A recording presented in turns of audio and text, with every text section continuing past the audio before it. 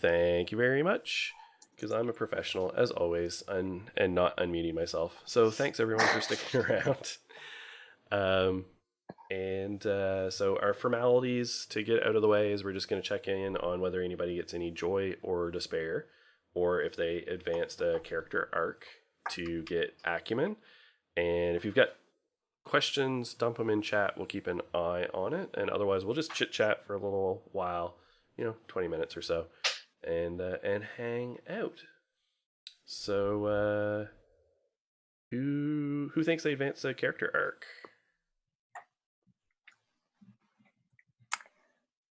Maybe.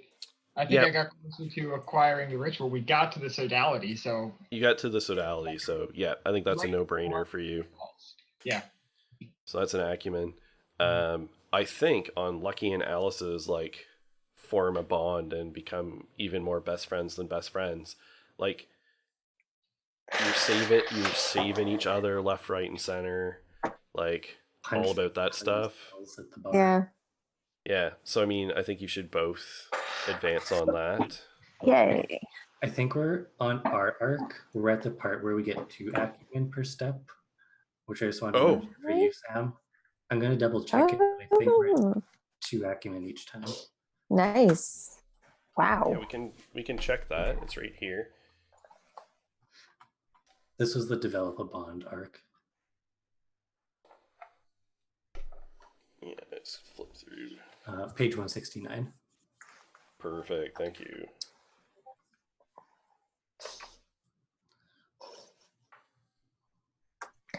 So opening, initial attempt. Yeah, building a relationship is 2 acumen per step. Yes. Let's stay here for a while. Yeah, I mean, you're in the red, so it's like inherently dangerous, right? So it kind of makes sense that this, oh my god, this is your crucible. And it's the red, it's so fitting. It's fiery. You're being forged into the weapons you were meant to be. Yes. I love it. A pair of blades in the dark, perhaps. Now we have to play. That's us. Oh my god, we're a pair of blades in the dark. You're welcome, everybody. This is the fine content you come here to see. And yes, indeed, my Coke is laced with bourbon. Thank you very much.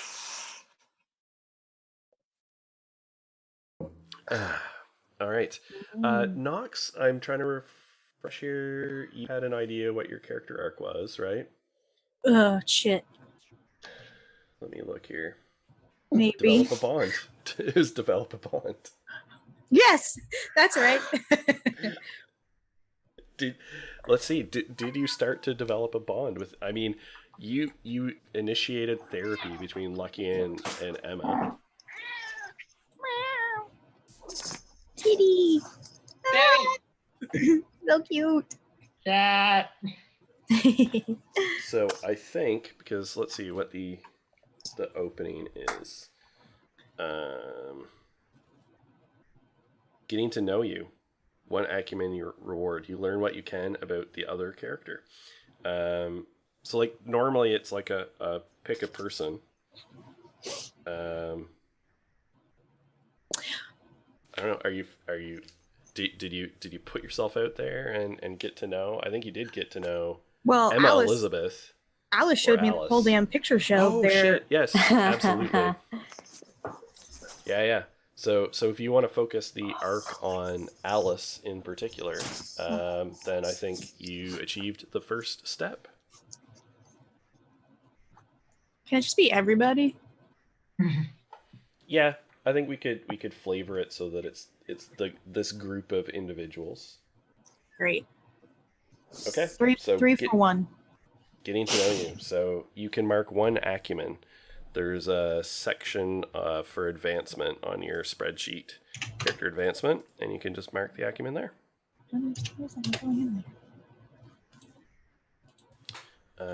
And did anybody get either joy or despair? So if you look in particular, remember not just things that made you happy, but we've got some keywords for things to think of that come from your forte, and from your order in particular. It's not limited to those things, of course, but they should be at sort of that level.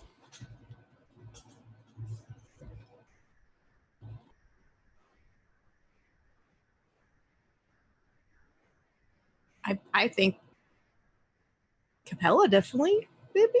I don't know. Help me. I think possibly off your revels in beauty, right? Mm-hmm. And you basically you only get you get Yes. 0 or 1, like joy or despair per session. But you have seen a beautiful sight that you've never before beheld, right? With the revelry of the red, it's beauty in its own way. Mm-hmm. All right, so you can go ahead and mark a joy. Yeah, love spears.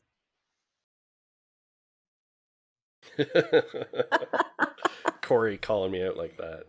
The beauty was us. It's true. The question is, and I know we've got some other questions further up, but from Anything Airhacks, did anybody enjoy the revel? Well, the inhabitants of the red enjoyed the revel. I don't know. I'm sure we would. Else. We would have enjoyed the revel if we had stuck around. Yeah, I But think we so. are very single-minded, so. I We mean, just left. I, as Alex McCurdo, sitting here in Florida, Enjoyed it. very much so enjoyed it. It got Chad all worked up, so. Yeah, Chat also enjoyed the revel. Chat was horny on Maine for the revel. They were indeed. Chat was the revel. Chat was the revel. Maybe we'll go back that way. I was interested. There's one weird nuance where Alice doesn't remember she has a wife right now, and I was like, what does that look like if she meets someone else and then remembers her wife and is like, Oops. Yeah, you just. My bad. I mean, sipping the tea here, but Alice just traded away that memory for some long-term goals. She's safely out of the picture. You don't need to remember her right now. I wonder though if Alice would have this like disquieting feeling the whole time though, like that they're doing something wrong because they don't remember their wife explicitly, but I think Alice like willingly gave it up and is like, no, I'm giving up everything about it for more power. Yeah. So maybe. That's so dark. It is. Yeah, I was gonna say, I don't even think Emma has done anything that like personally self-destructive. Maybe, I'm not sure. Well, We've got. That's it. Well. Well.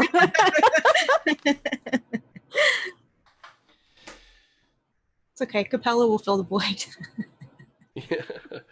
So we do have a question, Knox, for you from Emma K. Hansen in chat,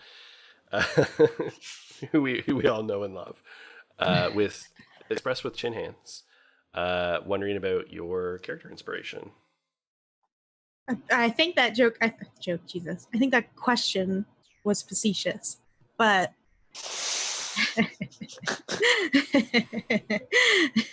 but it is not Good Omens. I'll have you know. It's very insistent on that. Oh, okay. Emma says she's serious. Yeah, it's not Good Omens. I just have always been fascinated by like angels and angel lore and shit. So, because you're an actual angel. I'm an actual angel, so I just want to do something weird. And one of my favorite things about like angel stuff is that angels are fucking weird. So I wanted to lean into the weirdness of an angel, and what better game to do that than Invisible Sun. Yeah, and Invisible Sun has like a decent amount to say about both angels and demons. Obviously, Invisible Sun leaves a lot of room for interpretation, but it does have a bunch in there, and in particular with Goetics, because Goetics summon spirits, demons, and angels the most.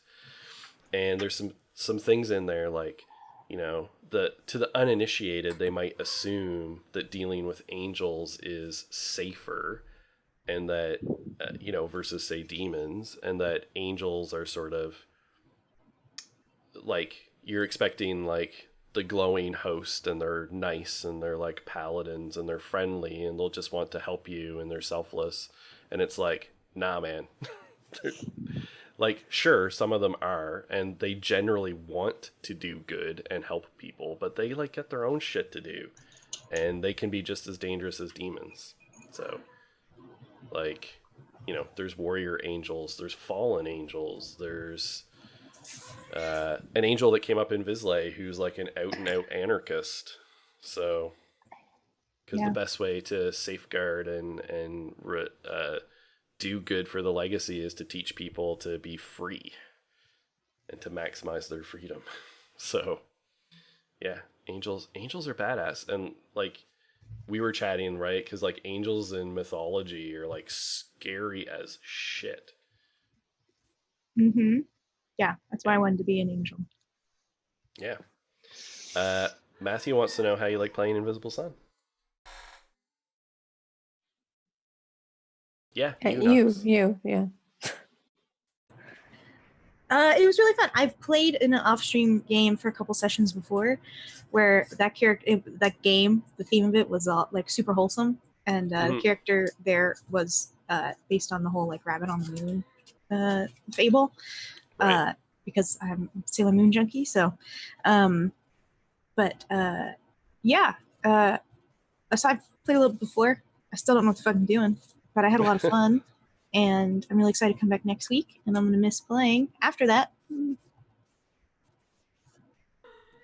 Yeah, well, I think there'll be opportunity to come back. So, we were talking before the stream, so there's a couple of sessions left, presumably in this arc, which will wrap up season 1. And then season 2, we're going to plan it out a little bit different, and sort of plan blocks of episodes in, 4 or 5 week chunks or something, with a couple of weeks in between, where the main players will do what Invisible Sun calls a desideratum for everyone. So they'll pick a character arc that they want to bring to the fore, and that I will be like obligated to try and move people through those character arcs over that block of sessions. And they'll pick a general theme. So basically the 5 episodes will cover like an actual arc of both like character and story arc. And we'll do that. And then in between, I'll get to take breaks, and other people will GM Invisible Sun. Like Alex is going to do the first break in between seasons, and I will get to be a player and play. And so Ella's being very saucy. Saucy. So there'll be like a priority for the As the Sun Burns players to play, whether it's with their characters or different characters. But I'm assuming there's going to be plenty of those where we have spaces to fill as people take a break and things like that. So I'm sure we will see Capella back again. Appearances of characters as guests in this are not one shots. It's an anthology, so we expect people to come back and continue their stories. Yeah, and this group needs help, so. God, do they ever?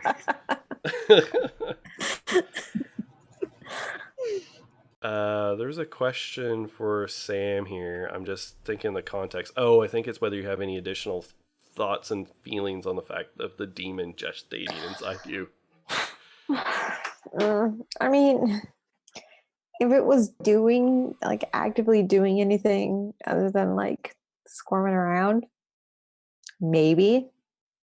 As it stands, no, because I feel like Lucky just views it as a means to an end and fully expects to go away at some point. Yeah, to just get it taken out. That's your plan. Yeah, I don't think he's really worried You about made it. a deal to harbor it. You didn't say you were going to let it birth itself. Exactly. Yeah.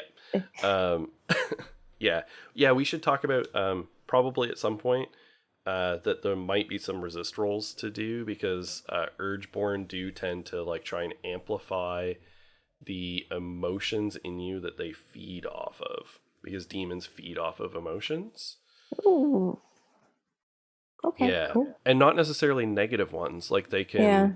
can amplify positive emotions like love and feed off of it, which causes that love to go in a very negative direction. So they talk about like two lovers that a demon is actively feeding off of them. I'm not going to take that approach with you. Poppy is safe from demonic infestation.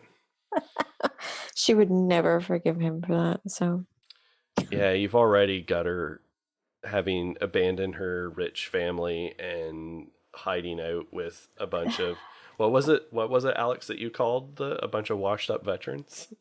Yeah, a social club full of washed up veterans. wait, what? Yeah. The Wait, whoa, the whoa, s- whoa. Hold up. the She's spearhead here? of no, she's with the spear tip of the unknowable. I thought the washed up veterans were the solidarity. No. No. The Sodality okay. of Rin is a Sodality. bunch of crazy sorcerers that want to erase themselves from Gotcha. existence. I got mixed up. Okay. Oh, I'm Yeah, really she's glad hiding. she's not She's here. hiding with your Jesus Christ. friends. I'm so glad we have placed our collective future in the hands of a bunch of doomsday preppers.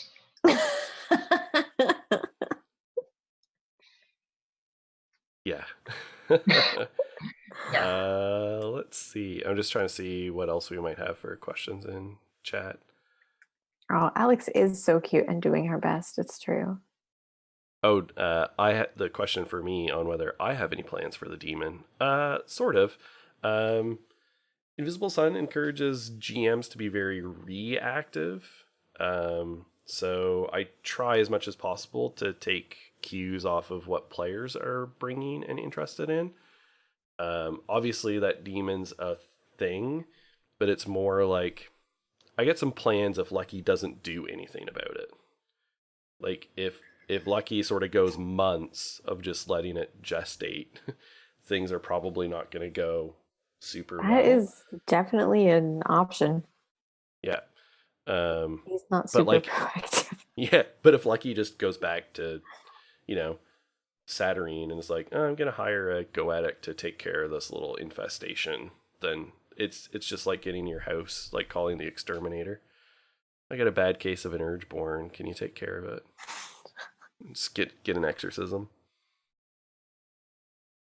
And like that's fine. Like an exorcism we can handle in a side scene. It's not a big deal. So it's kind of up to what Sam does and lets that play out, and I'll take my direction there. Yeah, that's right, Nox. You do have that passion drink. Emma asked you what your favorite NPC is that you've made so far. Ooh, my favorite NPC. So the most richly detailed NPC has only made some brief appearances on stream, but that would be Poppy, which is Lucky's lover. And I love her so much. yeah, Poppy's dad is basically like VP logistics of the Emotion Mills Consortium, which is the monopoly that has a strict stranglehold on the importation of emotion leaves into Saturnine. And Poppy is like your typical bougie upper middle class / minor nobility rich kid who goes to a like ultra liberal left wing college and becomes a quasi anarchist, and is super smart, and then tells her family that they can go exactly somewhere because eat the rich, and and sort of leaves that life behind eventually because she falls in love with a semi-homeless punk rock man. That's about right, Sam? That's about right. Yeah. That's about right. That's how it went down. Yeah. But she's good. She's appeared in a lot of side scenes. And she don't take none of Lucky's shit. And she manages to put Lucky squarely in the like off his footing. like totally off his game all the time. All the fucking time. All the time. Lucky is like constantly like, does she even love me? like totally, right? And yeah, so she's probably my favorite because she's the most fleshed out for sure. In terms of ones who've appeared a lot, we haven't had a whole lot of like heavy recurring NPCs. We haven't. Come to think of it, no, not really. We've had the ambassador's shown up a couple times. Yes, so it would 100% be the ambassador because he's suave Colonel Sanders who's dead.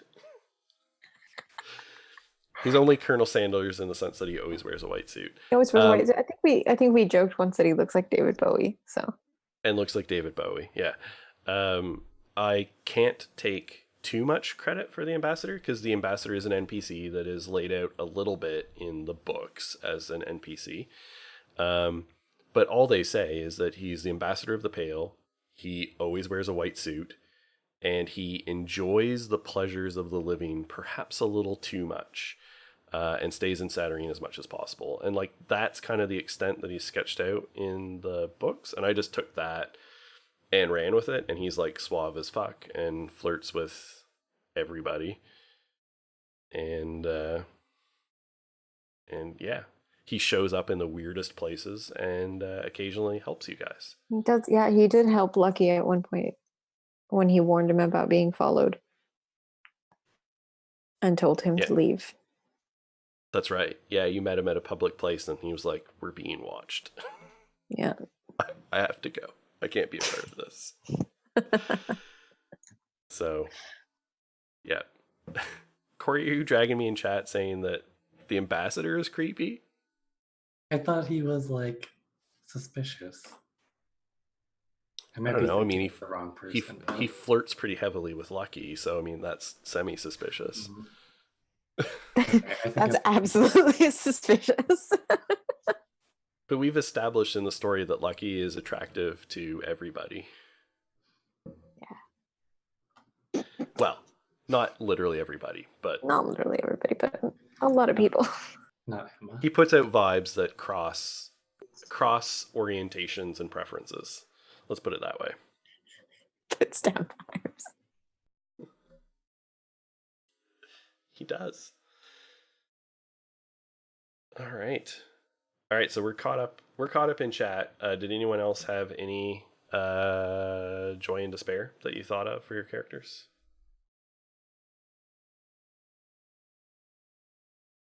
No? All right. Do any of you players have burning questions?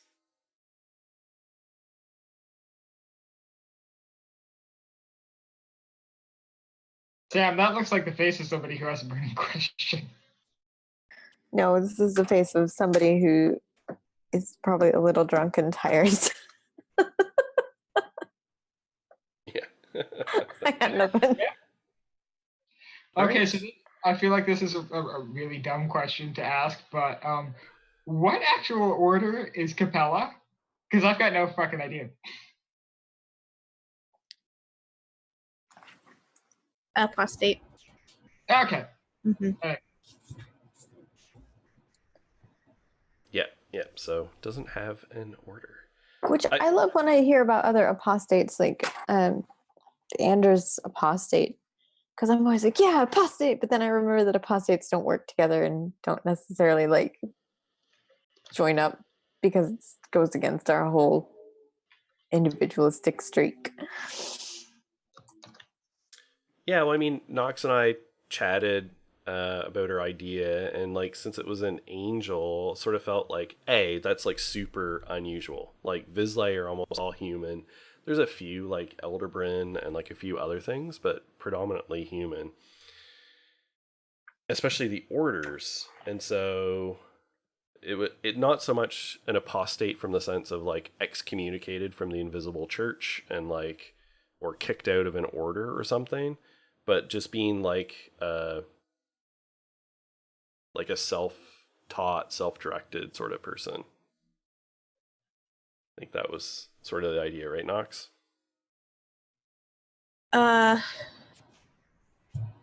Yeah, that was my thing around it too. Is yeah, I mean, an angel's not going to really sign up and create a legacy or something around themselves. You know, go be a maker or whatever, weaver, whatever the fuck they're called. Yep, weavers and makers both. Yeah, and like goetics wouldn't make sense. Like, how would you feel about people who summon angels and bind them to their service? And Not into that. Maybe that would be another arc. Kill goetics. Yeah, Emma's a goetic. Oh fuck. Yeah. You also gave Emma your name. Oh. but not her secret name or true name, just her Not general her name. Name or true, but even the general name is helpful to Emma in summoning creatures.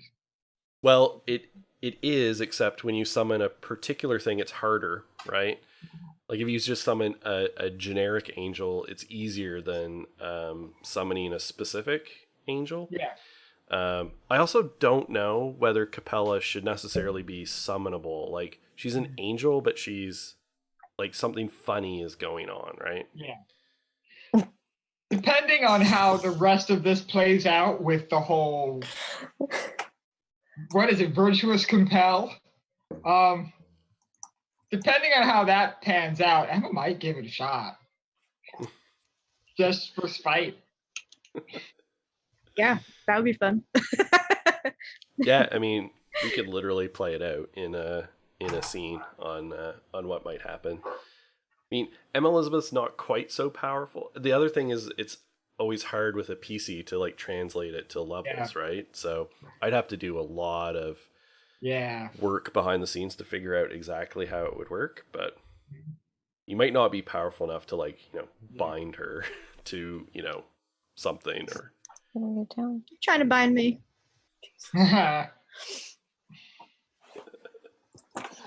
Only special people get that privilege.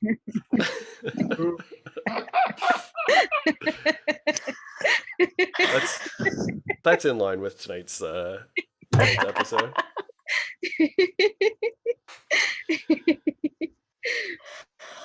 Excellent. All right.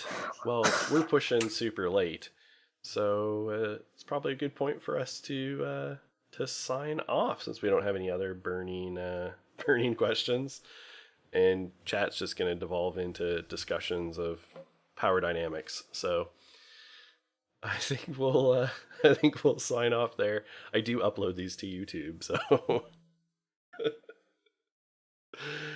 all right. So thanks everyone, thanks players, and thanks Nox, because you ran a freaking marathon today, and I know that that's hard and you're exhausted, I'm sure. So we'll sign off, everybody, and thank you all very much. Good night. Good night.